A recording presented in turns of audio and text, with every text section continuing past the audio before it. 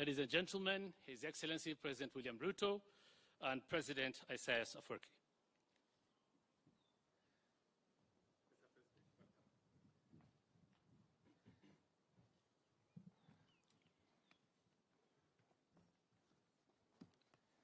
I think we can take our seats. Thank you very much.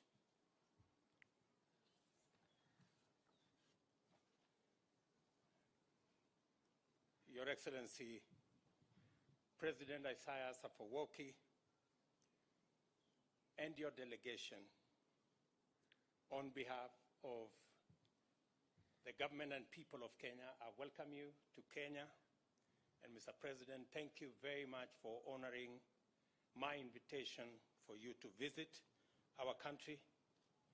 I thank you, Your Excellency, for the visit you have made to Kenya to build the relations between Kenya and Eritrea, which are warm, cordial, and premised on a common desire for peaceful coexistence, national development, and for the mutual benefit of both countries and the Horn of Africa.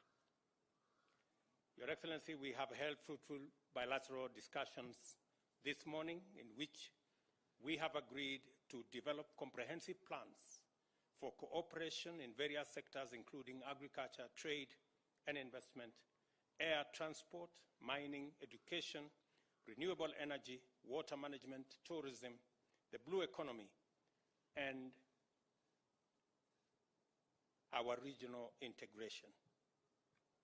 In the spirit to further enhance bilateral relations and regional integration, we discussed strategic cooperation between our two countries. In this regard, I thank you, Mr. President, most sincerely for your commitment to review your country's participation in our regional organization of IGAD. I look forward to working closely with you and the rest of the member states to re-engineer IGAD, make it fit for purpose, and enable it to respond effectively to the needs of our region. To facilitate growth in trade and connectivity between our people and our business, we have agreed to abolish the requirement of visa permanently, effective today. In this regard, we have instructed our ministries of Interior to work on the modalities for the ratification of this directive. Given the commitment of my administration to deepen and strengthen our bilateral relations, I wish to confirm today that Kenya will open a diplomatic mission representation in Asmara, and I have consequently instructed the Ministry of Foreign Affairs to commence the process of operationalizing this directive immediately. Your Excellency, this will build into our desire as a region to create more connectivity, more networking, to enhance business, to enhance investment, to enhance trade. It is contradictory for us to continue to erect borders with visas and at the same time try regional integration and regional trade. The Africa Continental Free Trade Area provides a framework for this continent to work together in matters of trade, investment, and development. It is counterproductive for us to continue to have a regime that creates obstacles and hurdles for citizens of our continent to move freely, to trade freely, to move products, goods, services freely across this continent, and therefore our decision, Your Excellency, this morning to abolish visa permanently between our two countries is a welcome momentum for us to build a continent that moves easily, that trades easily, and that does its business without hurdles.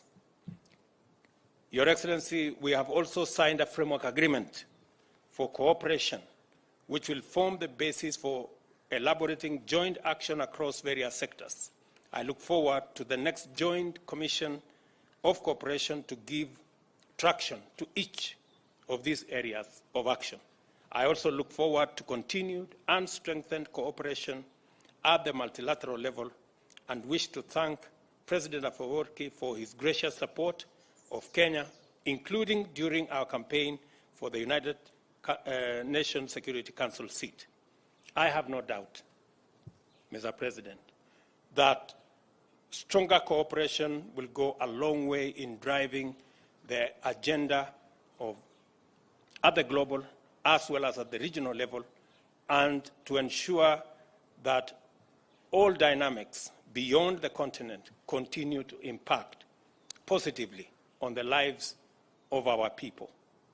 Your Excellency, your decision to reconsider the membership of your country in our regional body, IGAD, will bring fresh impetus, will guarantee new wisdom in managing the affairs that are affecting our region, especially, Your Excellency, in the context of climate change. Greater cooperation, greater synergy, building connections between our region, especially in the Horn of Africa, that bears the brunt of climate change, is necessary now more than ever before. And I look forward, Your Excellency, to working with you as we build on the relationship between our two countries to provide necessary support to our region. Your Excellency, your decision to review relations between your country and Ethiopia in 2018 was a momentous occasion for our region. Your wisdom in making sure that we build a more harmonious region speaks for itself. And I look forward, Your Excellency, to working with you to deal with the challenges we have in the Horn of Africa.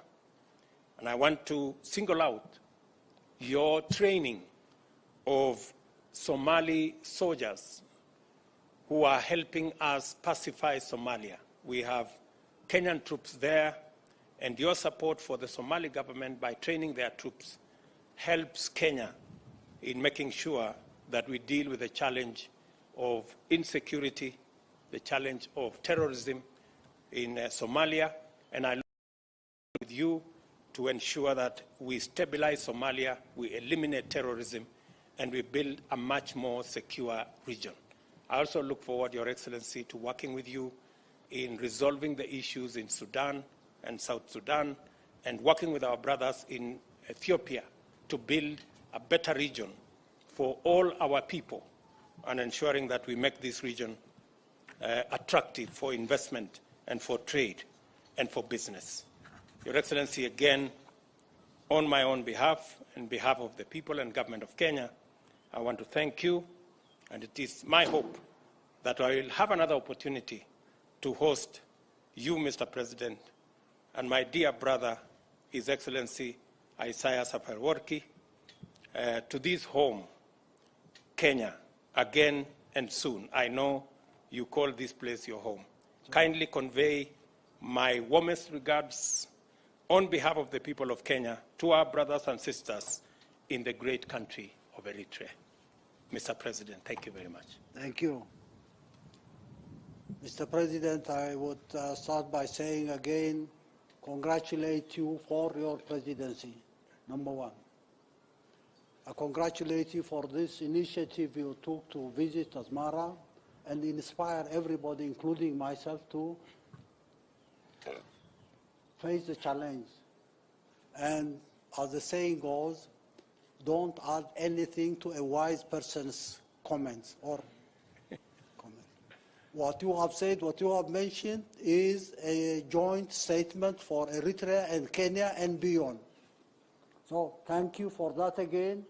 You are inspiring millions across the region in Kenya, Eritrea, Somalia, Ethiopia, Sudan, South Sudan, Djibouti, everywhere else, and across the continent. So for that, again, I would like to sincerely thank you for this achievement. This is a milestone. This is a serious time where we, as I indicated to you while we were joking, we need to work 48 hours a day if there are 48 hours per day. We'll have to recoup our lost opportunity and work better in a very refined manner so that we can move faster and achieve what we have lost the last 2 decades and maybe more. Once again, I think this joint statement you have made is enough to explain what we are all about. One very significant thing this morning, you talked about IGAD, your suggestion that we need to reconsider our membership to IGAD. I readily said, no question about that. We're rejoining or coming back again in IGAD with the idea of revitalizing this regional integration organization so that any meaningful bilateral cooperation between Kenya and Eritrea will have to be seen within the context of the integrated region.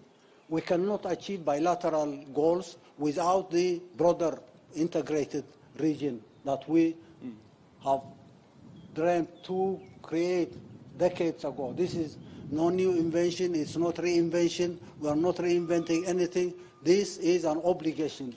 In the name of the peoples of the whole region, we have to assume responsibility and revitalizing IGAD so that we can have a functional, real organization for the region is critical.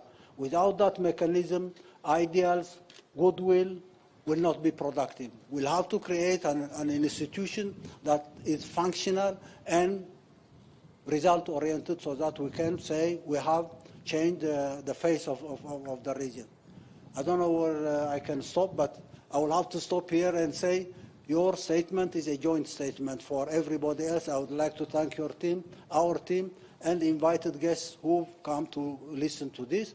We would like to prove to you, to everybody else in the region, that this time is completely different. We're working together, we'll achieve our goals, we'll create the necessary mechanisms for implementing goals, we'll have to mobilize resources so that we can be enabled to do what we need to do as an obligation for the peoples of the whole region. Once again, Mr. President, keep it up. Continue in Kenya and outside Kenya. Kenya is my second home, my first home, your second home is Eritrea, and everywhere else in the country. All the best of wishes for the people of the region, and good luck to Kenya and the people here in this country. Thank you once again. Thank you very much. Your Excellencies, we have members of the local and international media. We are going to take about 3 questions. 3 questions, and kindly, when you ask your question, direct it to either of their Excellencies or both if you want, and say the media house you represent. Thank you.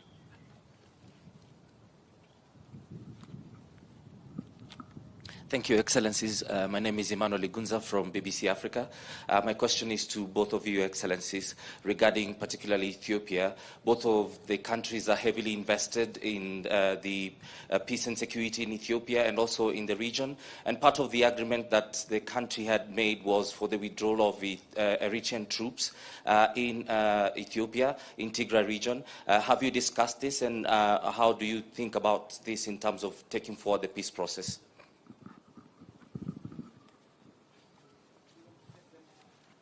Sorry, Your Excellencies, we'll take them in succession, please. I've gotten the... Repeat what I said. Can you repeat your question again? I think the mic had a challenge at some point.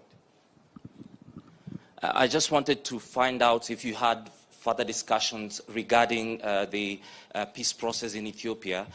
Part of it was the complete withdrawal of Eritrean troops in Tigray region, and how you see this as taking forward that peace process.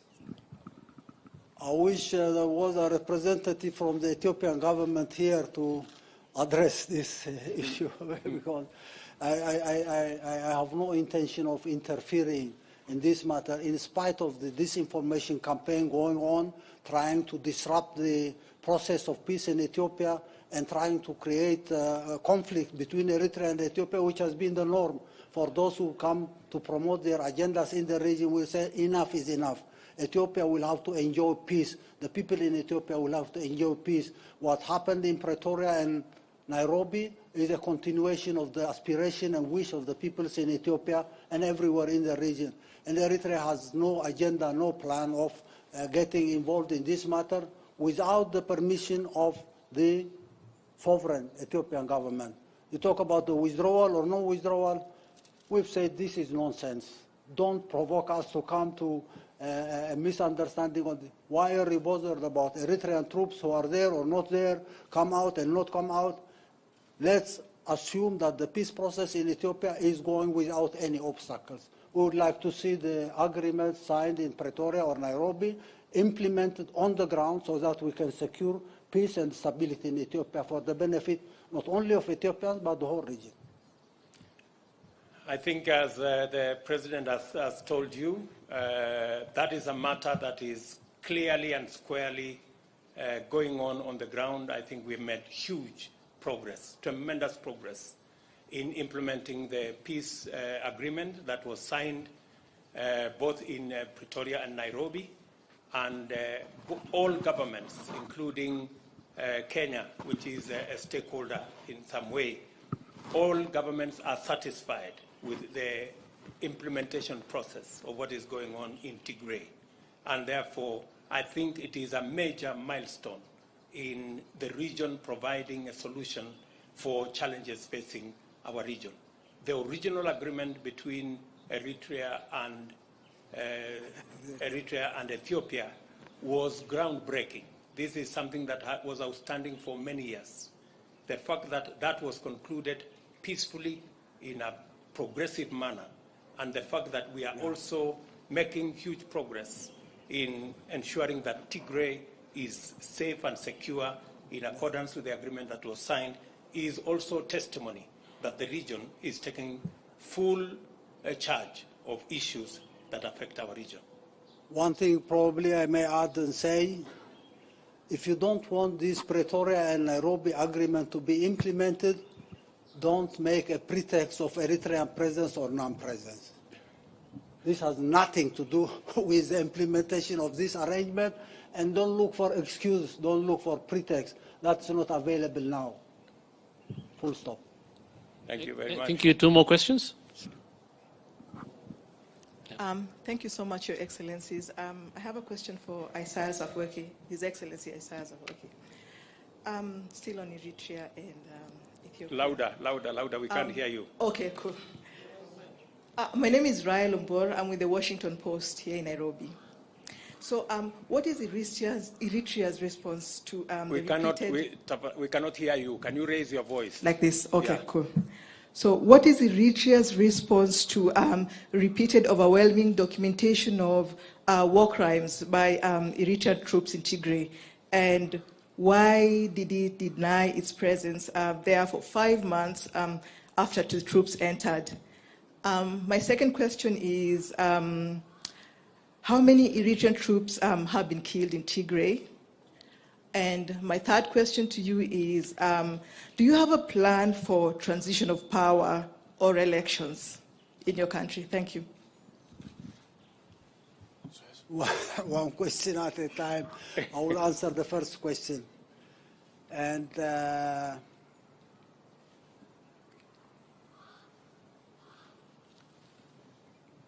don't take Eritrea as a pretext for problems in Ethiopia or elsewhere in the whole region. First and foremost, I would like to repeat this again and again and say,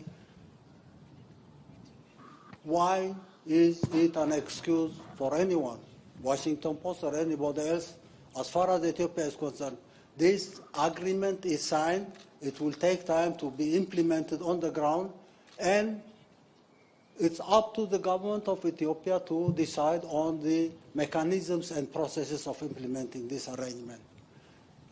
Don't try to drag us into a situation. But again, this question will have to go to a factory. A factory I call fabricating lies and disinformation. And go ask that factory or the owner of that factory who is talking about human rights abuse, who is talking about so many things happening on the ground. It's a fantasy of those who want to derail any peace process achieving its goal. If you are interested, I say you're wasting your time. everybody talking about human rights, violations here and there, rape, looting. This is a fantasy in the minds of those who are owning this factory I call a factory of fabricating misinformation. Okay. I've got it. Hi, thank you. Kara Anna with the Associated Press. I would like to follow up on a couple of my colleagues' questions. How many Eritreans were killed in the conflict in Tigray? And also, what kind of succession plan do you have? Are you indeed president for life? And if so, what happens afterwards? Thank you. Same question. It's intoxicating you. These lies and fabrications are keeping your mindset in the wrong direction. I say correct that so that you can ask the right question at the right time. Thank you, Your Excellencies. I would now like to invite you for a tree planting exercise. For the rest of the delegation, you'll be guided by the protocol for the luncheon, and the journalists will be guided where you'll take the pictures. Thank you. Thank you very much.